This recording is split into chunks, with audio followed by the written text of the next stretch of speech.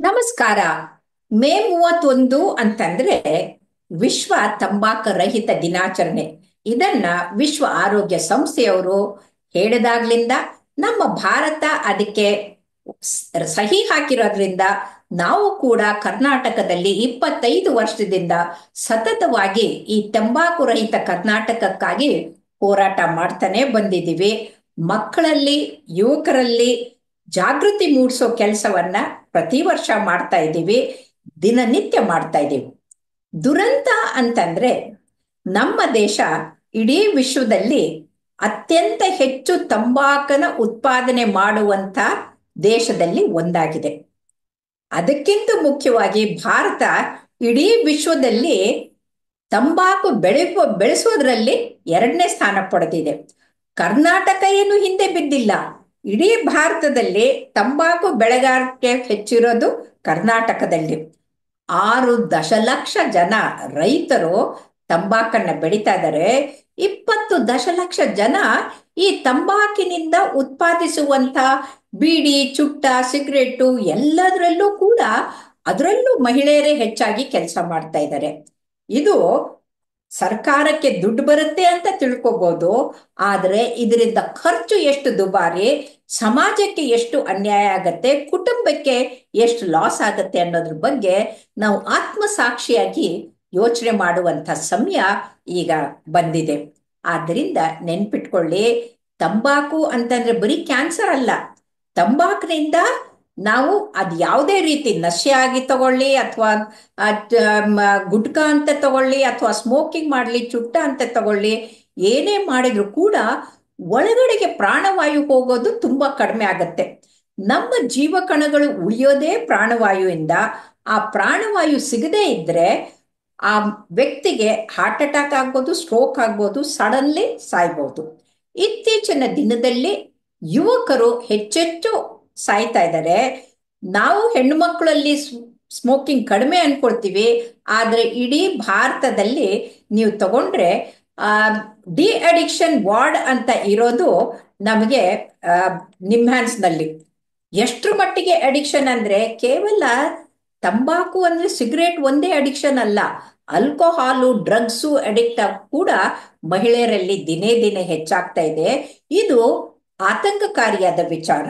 ಯಾಕಂದ್ರೆ ದೇವರ ಮುಂದೆ ನಂದಾದೀಪ ಹಚ್ಚಿ ಕೈ ಮುಗಿದು ಕುಟುಂಬಕ್ಕೆ ಒಳ್ಳೇದಾಗ್ಲಿ, ಕಲ್ಯಾಣವಾಗ್ಲಿ ಅಂತ ಯೋಚಿಸ್ಬೇಕಾದಂತ ಮಹಿಳೆಯರು ಪಾಶ್ಚಾತ್ಯರನ್ನ ನೋಡ್ಬಿಟ್ಟು ಇವರು ಕೂಡ ಸಿಗರೇಟ್ ಸೇದಕ್ ಶುರು ಮಾಡಿದ್ರೆ, ಗಂಡನನ್ನ ಸ್ಮೋಕ್ ಮಾಡಬೇಡಿ ಅಂತ ಹೇಳೋದು ಇವ್ರಿಗೆ ಸಾಧ್ಯ ಆಗೋದಿಲ್ಲ.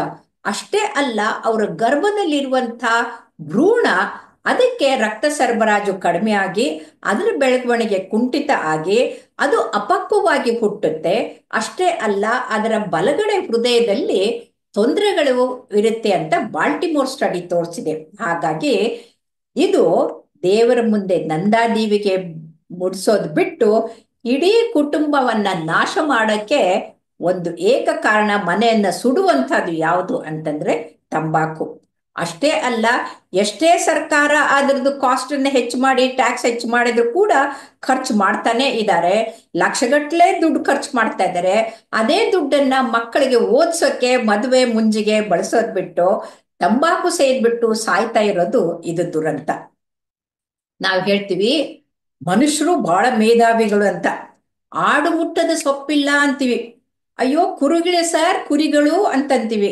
ಕುರಿಗಳಿಗೆ ಮೆದುಳಿಲ್ಲ ಅಂತ ಅಂತೀವಿ. ಆದ್ರೆ ಆ ಕುರಿಗಳು ಕೂಡ ಹೊಗೆ ಸೊಪ್ಪಿನ ಹೊಲದಲ್ಲಿ ಹೋಗೋದಿಲ್ಲ. ಅತ್ಯಂತ ವಿಷಕಾರಿ ಅಂತಂದ್ರೆ ಹಾವು ಅಂತೀವಿ. ಆದ್ರೆ ಆ ಹಾವು ಕೂಡ ಎಷ್ಟೇ ಇಲಿಗಳಿದ್ರು ಕೂಡ ಅದನ್ನ ತಿನ್ನೋಕ್ಕೋಸ್ಕರ ಈ ತಂಬಾಕಿನ ಹೊಲದಲ್ಲಿ ಹೋಗೋದಿಲ್ಲ.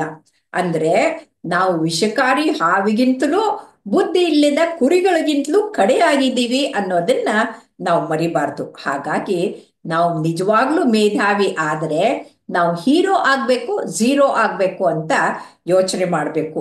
ಹೀರೋ ಅಂದ್ರೆ ಯಾರು? ನಮ್ಮ ಕನ್ನಡದ ರಾಜ್ಕುಮಾರ್ ಅವರು, ನಟ ಸಾರ್ವಭೌಮರು. ಅವರು ಪಿಕ್ಚರ್ನಲ್ಲೂ ಸ್ಮೋಕ್ ಮಾಡ್ಲಿಲ್ಲ, ಹೊರಗಡೆಗೂ ಸ್ಮೋಕ್ ಮಾಡ್ಲಿಲ್ಲ. ಅಂಥವ್ರನ್ನ ನಾವು ಆದರ್ಶವಾಗಿ ಇಟ್ಕೊಳ್ಳೋದ್ ಬಿಟ್ಟು ಝೀರೋಗಳ ಹಿಂದೆ ಹೋದ್ರೆ, ಗನ್ ಕಲ್ಚರು, ಸ್ಮೋಕಿಂಗ್ ಕಲ್ಚರ್ನ ಬೆಳೆಸ್ಕೊಂಡ್ಬಿಟ್ರೆ ಅಕಾಲಿಕವಾಗಿ ಸಾವು ಬರುತ್ತೆ. ಯಾಕಂದ್ರೆ ಗನ್ನಿಗೂ ಸಿಗರೇಟ್ಗೂ ವ್ಯತ್ಯಾಸ ಏನಿಲ್ಲ, ಎರಡೂ ಸಾವು ಬರುತ್ತೆ. ಆದ್ರೆ ಗನ್ನಿಂದ ತಕ್ಷಣಕ್ಕೆ ಸಾಯ್ತಾರೆ, ಸಿಗರೇಟ್ ಸ್ಮೋಕಿಂಗ್ ಇಂದ ಹಲವು ತಿಂಗಳು ಹಲವು ವರ್ಷಗಳ ನಂತರ ಸಾಯ್ತಾರೆ. ಆದ್ರೆ ಒಂದು ನೆನ್ಪಿಟ್ಕೊಳ್ಳಿ, ಒಂದು ಸಿಗರೇಟ್ ನ ಸೇದಿದ್ರೆ 6 ದಿನ ಆಯುಸ್ಸು ಕಡಿಮೆ ಆಗತ್ತೆ. ಆ ಒಂದು ಸಿಗರೇಟ್ ನಲ್ಲಿ 1 ಮಿಲಿಗ್ರಾಮ್ ನಿಕೋಟಿನ್ ಇರುತ್ತೆ, ಅದು ಅಡಿಕ್ಟಿಂಗ್ ಸಬ್ಸ್ಟೆನ್ಸ್. ಅದನ್ನ ನಾವು ಡೈರೆಕ್ಟ್ಲಿ ಇಂಜೆಕ್ಟ್ ಮಾಡ್ಕೊಂಡ್ರೆ ಇನ್ಸ್ಟಂಟೇನಿಯಸ್ ಡೆತ್. ಅಂದ್ರೆ ಸೈನೈಡ್ಗಿಂತಲೂ ಭಯಂಕರವಾದಂಥದ್ದು ಈ ತಂಬಾಕಿನ ತಲಬು ಅನ್ನೋದನ್ನ ನಾವು ನೆನ್ಪಿಟ್ಕೊಳ್ಬೇಕು. ತಂಬಾಕಿನ ತಲುಬಿನಿಂದ ದೂರ ಇರೋದು ಬಹಳ ಕಷ್ಟ ಅಂತಾರೆ, ಆದ್ರೆ ಈಗ ನಿಕೋಟಿನ್ ಪ್ಯಾಚ್ಗಳು ಬಂದಿದೆ. ಹಾಗಾಗಿ ನಾವು ನಮಗೂ ನಮ್ಮ ಕುಟುಂಬದವ್ರಿಗೂ ನಾವು ಕೆಲಸ ಮಾಡೋ ಸ್ಥಳದಲ್ಲಿ ಎಷ್ಟೇ ತೊಂದರೆ ಆಗ್ಬಾರ್ದು ಅಂತಂದ್ರೆ ನಾವು ಇದೇನು ಡಿಫಿಕಲ್ಟ್ ಅಲ್ಲ, ಅರ್ಥ ಮಾಡ್ಕೊಳ್ಬೇಕು. ನಮ್ಮಿಂದ ಇನ್ನೊಬ್ಬರಿಗೆ ತೊಂದರೆ ಆಗ್ಬಾರ್ದು, ನಮ್ಮಿಂದ ಹೃದಯಾಘಾತ ಆಗ್ಬಾರ್ದು ಅನ್ನೋದನ್ನ ಅರ್ಥ ಮಾಡ್ಕೊಳ್ಬೇಕು. ಇವತ್ತು ದಿಢೀರಂತ ಯುವಕರ ಸಾವು ಹೆಚ್ಚಾಗ್ತಾ ಇದೆ. ಕಳೆದ 1 ತಿಂಗಳಲ್ಲಿ 4 ಜನ ಯುವಕರು ದಿಢೀರಂತ ಕುಸಿದು ಬಿದ್ದಿದ್ದಾರೆ. ಇದಕ್ಕೆ ಕಾರಣ ಅಂದ್ರೆ ಪಾರ್ಟಿ ಮಾಡ್ತಾರೆ, ಕುಣಿತಾರೆ, ಕುಪ್ಪಳಿಸ್ತಾರೆ, ಕುಡಿತಾರೆ, ಅದ್ರ ಜೊತೆಗೆ ಮಾಂಸಾಹಾರನೂ ಮಾಡ್ತಾರೆ. ಇದರ ಜೊತೆಗೆ ಅವ್ರಿಗೆ ಹಾರ್ಟ್ ಅಟ್ಯಾಕು ಹೆಚ್ಚಾಗಿ ಅಥವಾ ಕಾರ್ಡಿಯಾಕ್ ಅರೆಸ್ಟ್ ಆಗಿ ಅಲ್ಲೇ ಬೀಳ್ತಾರೆ. ಆದ್ರೆ ಇದು ಹಾರ್ಟ್ ಅಟ್ಯಾಕ್ ಅಂದ್ರೆ ಏನು, ಹೃದಯಾಘಾತ ಅಂದ್ರೆ ಏನು ಅಂತ ಅರ್ಥ ಮಾಡ್ಕೊಳ್ಬೇಕು. ನಮ್ಮ ಹೃದಯ ಅದ್ಭುತವಾದಂಥ ಒತ್ತಡ. ಒಂದು ಸಲ ಹೃದಯ ಮಿಡಿದ್ರೆ ಅದರಿಂದ ಹೊರಹೊಮ್ಮುವ ರಕ್ತ ಇದೆಯಲ್ಲ, 60,000 ಮೈಲಿ ರಕ್ತನಾಳಗಳಲ್ಲಿ ಹೋಗುತ್ತೆ. ಅಂದ್ರೆ ವಿಶ್ವವನ್ನ 1.5 ಪಟ್ಟು ಸುತ್ತಿ ಬಂದಷ್ಟು ರಕ್ತನಾಳಗಳಲ್ಲಿ ರಕ್ತ ಹರಿಯುತ್ತೆ. ಶರೀರದಲ್ಲಿರುವಂತಹ 60 ಟ್ರಿಲಿಯನ್ ಜೀವಕಣಗಳಿಗೆ ಪ್ರಾಣವಾಯು ಪೋಷಣೆಯನ್ನ ಮುಟ್ಟುತ್ತೆ. ಆದರೆ ಅದಕ್ಕೆ ಲೆಫ್ಟ್ ಕೊರನರಿ ಆರ್ಟರಿ, ರೈಟ್ ಕೊರನರಿ ಆರ್ಟರಿ, ಸರ್ಕಂಪ್ಲೆಕ್ಸ್ ಅಂತ 3 ರಕ್ತನಾಳಗಳಿದೆ. ಅದರಲ್ಲಿ ಏನಾದ್ರೂ ಅಡೆತಡೆ ಆಗ್ಬಿಟ್ರೆ ಆ ಮುಂದೆ ಸರಬರಾಜಾಗುವ ಮಾಂಸಖಂಡ ಹೃದಯದ ಮಯೋಕಾರ್ಡಿಯಮು ಸತ್ತು ಹೋಗುತ್ತೆ. ಆವಾಗ ವಿಪರೀತ ಎದೆನೋವು ಬರುತ್ತೆ, ಅವ್ರಿಗೆ ಪ್ರಾಣ ಹೋದಷ್ಟು ಸಂಕಟ ಆಗತ್ತೆ, ಬೆವರೋಕ್ ಶುರು ಮಾಡ್ತಾರೆ. ಇದಕ್ಕೆ ಕಾರಣ ಒಂದು ಎಥೆರೋಸ್ಕ್ಲೆರೋಸಿಸ್, 2 ಥ್ರಾಂಬೋಸಿಸ್. ಈ ತಂಬಾಕಿದ್ದಿದ್ದು ಅದರಿಂದ ಎಥೆರೋಸ್ಕ್ಲೆರೋಸಿಸ್ ಆಗತ್ತೆ, ಜಿಡ್ಡು ಶೇಖರಣೆ, ಅದರ ಜೊತೆಗೆ ರಕ್ತ ಹೆಪ್ಪುಗಟ್ಟಿ ಇಲ್ಲಿ ತೋರಿಸಿದಾಗೆ ರಕ್ತ ಹೆಪ್ಪು ಕೂಡ ಕಟ್ಟುತ್ತೆ. ನಮ್ಮ ದೇಶದಲ್ಲಿ 25% ಹಾರ್ಟ್ ಅಟ್ಯಾಕ್ಗಳು ಈ ತಂಬಾಕಿನಿಂದ ಡೈರೆಕ್ಟ್ಲಿ ಅದಕ್ಕೆ ಕಾರಣ ಅನ್ನೋದು ಗೊತ್ತಾಗಿದೆ. ಹಾಗಾಗಿ ತಂಬಾಕು ಸೇವನೆಯನ್ನ ಬಿಟ್ಟು ನಾವು ಉತ್ತಮ ಬದುಕನ್ನ ನಡೆಸೋದನ್ನ ಕಲಿಬೇಕು. ಇಲ್ದಿದ್ರೆ ಏನಾಗುತ್ತೆ, ಬ್ಲಾಕ್ ಆಗಿರೋ ಸ್ಥಳದಲ್ಲಿ ನಾವು ಬಲೂನ್ ಹಾಕಿ ಆಂಜಿಯೋಪ್ಲಾಸ್ಟಿ ಮಾಡ್ಬೇಕಾಗತ್ತೆ. ಅದು ಕೊಲ್ಯಾಪ್ಸ್ ಆಗ್ಬಾರ್ದು ಅಂತ ಒಳಗಡೆಗೆ ಸ್ಟೀಲ್ ಮೆಶ್ ಹಾಕಿ ಸ್ಟೆಂಟ್ ಹಾಕ್ಬೇಕಾಗತ್ತೆ. ಇವೆಲ್ಲವೂ ಕೂಡ ದುಬಾರಿ ಖರ್ಚು.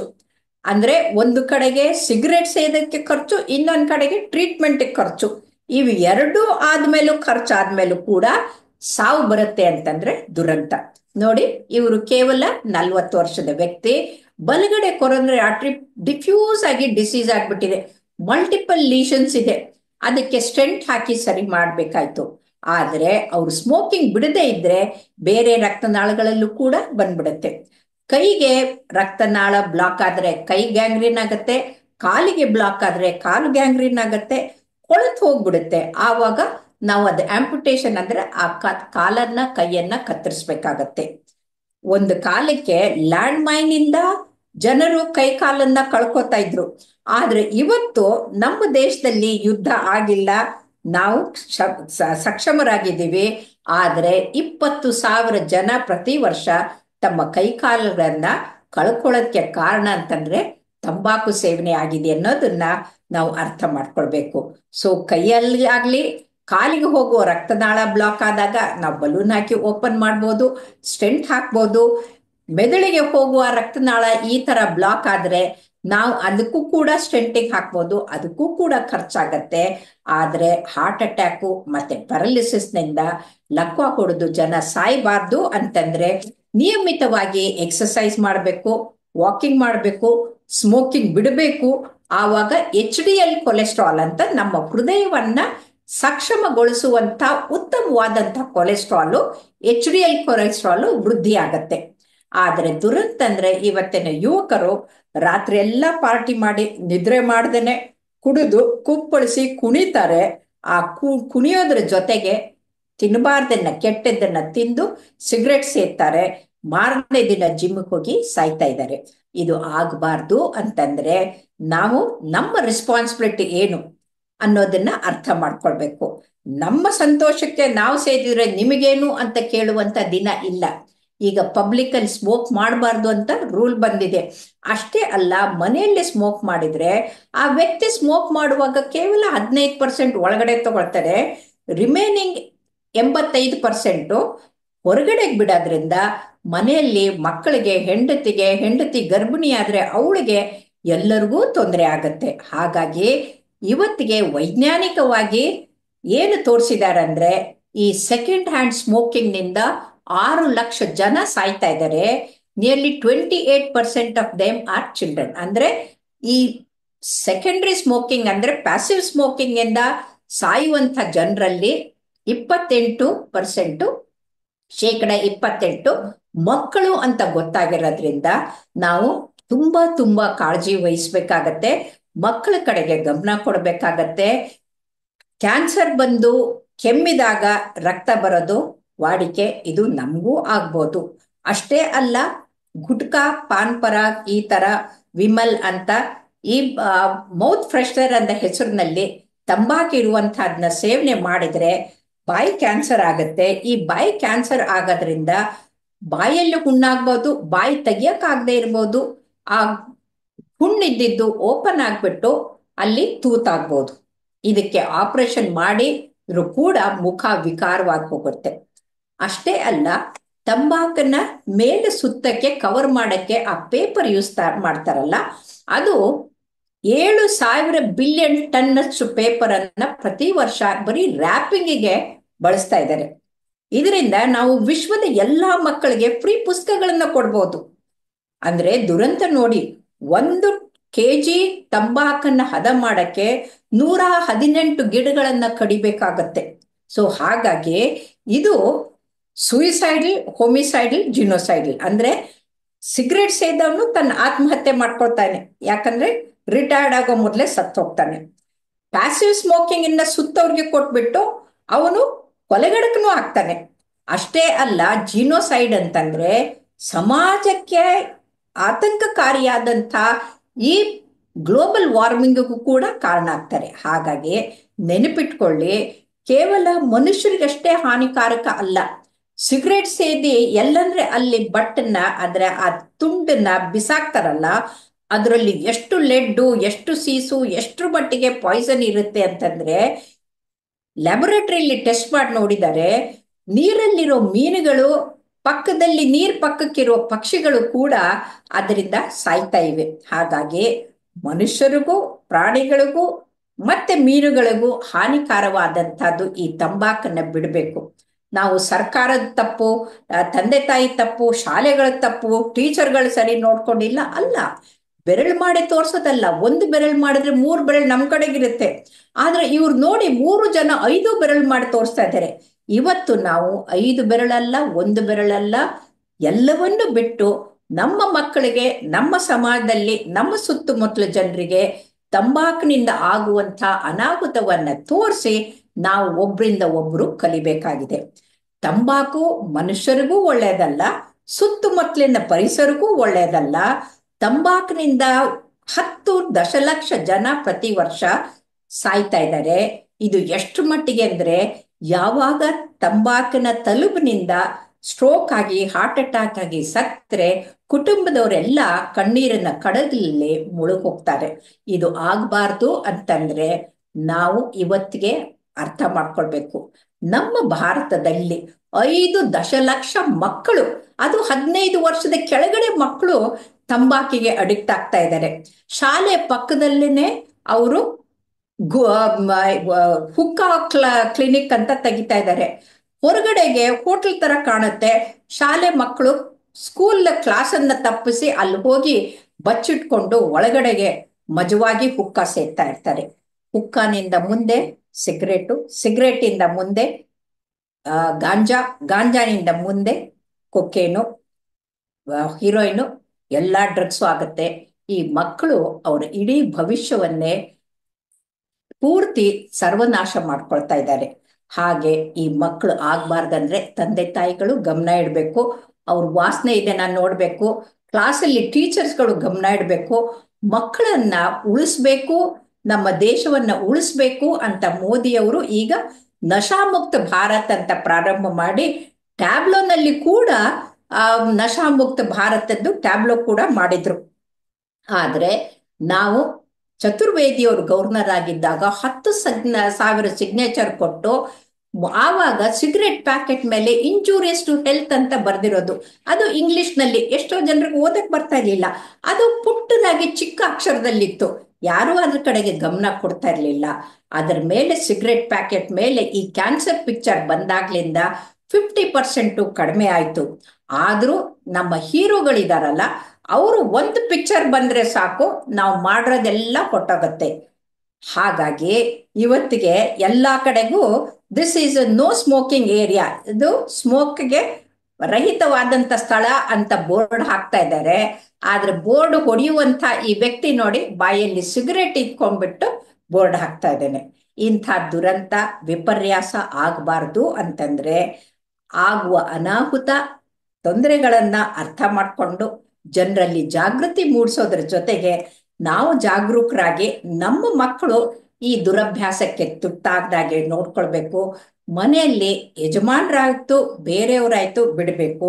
ನಾನು ಕೂಡ ಒಂದ್ಸಲ ಆಗಿನ ಕಾಲದಲ್ಲಿ 40 ವರ್ಷದ ಹಿಂದೆ ಮನೆಯಲ್ಲಿ ಸಿಗರೆಟ್ ಯಾರಾದ್ರೂ ಬಂದವ್ರು ಸೇದಿದ್ರೆ ಅದಕ್ಕೆ ಆಸ್ಟ್ರೇ ಅಂತ ಇಟ್ಟಿದ್ದೆ. ಒಂದು ದಿನ ನನ್ನ ಮಗ ಅದನ್ನ ಬಟ್ಟನ್ನ ತಗೊಂಡು ಬಾಯಿಗೆ ಹಾಕೊಳ್ಳೋದು ನೋಡಿದೆ. ಅವತ್ತಿಂದ ಆಸ್ಟ್ರೇನು ತೆಗೆದು ಹಾಕ್ದೆ.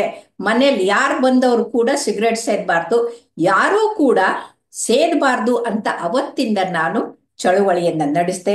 ಬನ್ನಿ ನಾವೆಲ್ಲರೂ ಕೂಡ May 31 ಅಂದ್ರೆ ನೋ ಟೊಬ್ಯಾಕೋ ಡೇ ಅಂತ, ಅದು ಒಂದು ದಿನ ಅಲ್ಲ, ಪ್ರತಿನಿತ್ಯ ಪ್ರತಿ ಸಮಯದಲ್ಲಿ ನಾವು ಎಲ್ಲೇ ಹೋಗುವಾಗ ಯಾವುದೇ ಕಾಕಾ ಅಂಗಡಿ ಮುಂದ್ಗಡೆಗೆ ಜನ ಸೇರ್ತಾ ಇದ್ರೆ ಅವ್ರಿಗೆ ಹೇಳೋಣ, ಅಪ್ಪ ನಿಮ್ಮ ಆಯುಸ್ಸು ನಿಮ್ಮ ಕೈಯಲ್ಲಿದೆ, ಸುಮ್ಮನೆ ಜೀವನವನ್ನ ಕಳ್ಕೋಬೇಡಿ ಅಂತ ತಿಳಿಸೋಣ. ಬನ್ನಿ ತಂಬಾಕು ರಹಿತ ಕರ್ನಾಟಕ ಮಾಡುವಲ್ಲಿ, ನಮ್ಮ ಮಕ್ಕಳಿಗೆ ಉಜ್ವಲ ಭವಿಷ್ಯ ಕೊಡುವಲ್ಲಿ ನಾವೆಲ್ಲರೂ ಕೈ ಜೋಡಿಸೋಣ. ನಮಸ್ಕಾರ.